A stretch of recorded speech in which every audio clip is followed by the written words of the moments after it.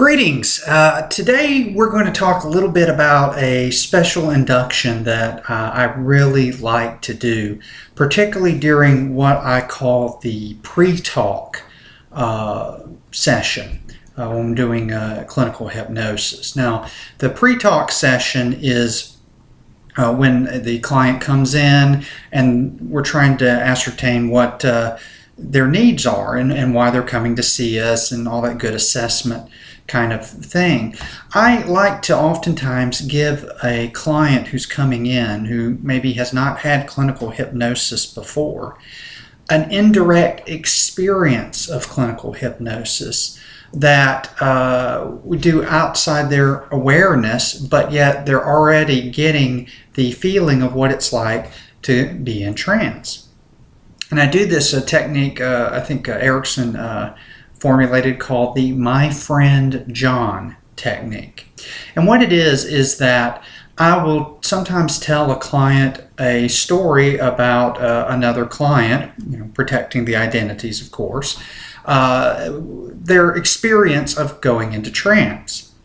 When I'm telling this story about this person going into trance, indirectly, the client in front of us is going to start to go into trance. So they'll have a little taster, if you will, of what trance feels like even before the formal trance process starts. So Erickson used this a good bit, and he would talk about a friend or another patient and would just tell a story of what their experience was like going into trance. So it would go something kind of like this. You've gotten your client seated and you're talking and you're gathering information, and you always ask if they have questions because you want them to feel very comfortable. And they'll initially ask probably about kind of, what's the process is like. So you may tell them a story about your friend John. So it goes something like this. That reminds me, I have this friend named John who had never decided to go into trance before. And he wanted to know what that experience was like. And I told him there's a couple of things he needs to pay attention to when he goes into trance.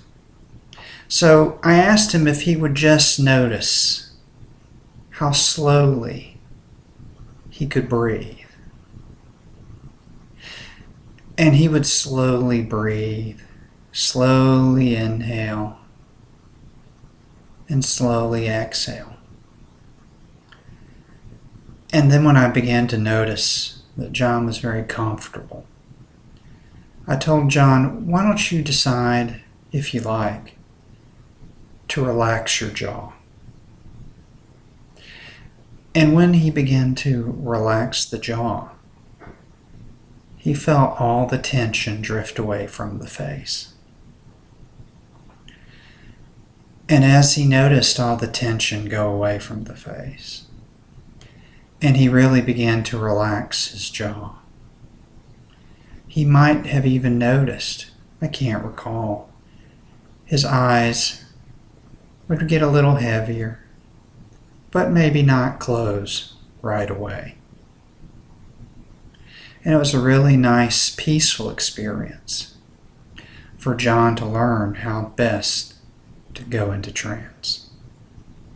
So in that story, and that's kind of off the cuff here, but in that story, I'm telling the client specifically what he or she needs to do to begin relaxing. And this whole process of going into trance is laid out. But I'm not telling him or her, you do this, and I'm going to tell you what to do. I'm giving their unconscious mind, if you will, a little taste or a little teaser to build rapport, to build trust, to have that first initial experience without the ritual, if you will, of the formal hypnotic process. Now, what I often find is it's a great way to assess how comfortable that person is in allowing themselves to relax. Also, it lets me know how they process information.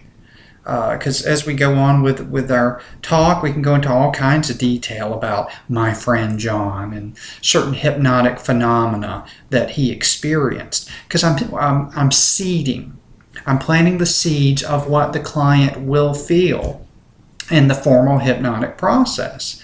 At the same time, they can't help but participate in the process of my friend John.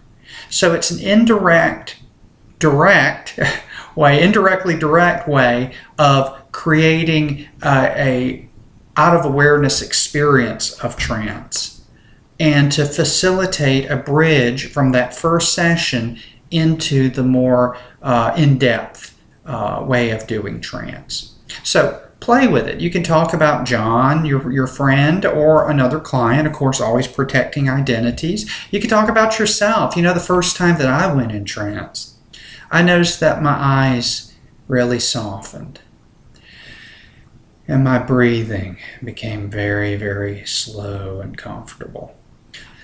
People will follow. If you have the rapport, they'll start to follow, and you can begin to find ways that they can easily and quickly go into trance. So, interesting little technique to play with, and I hope you get something out of it. Have fun.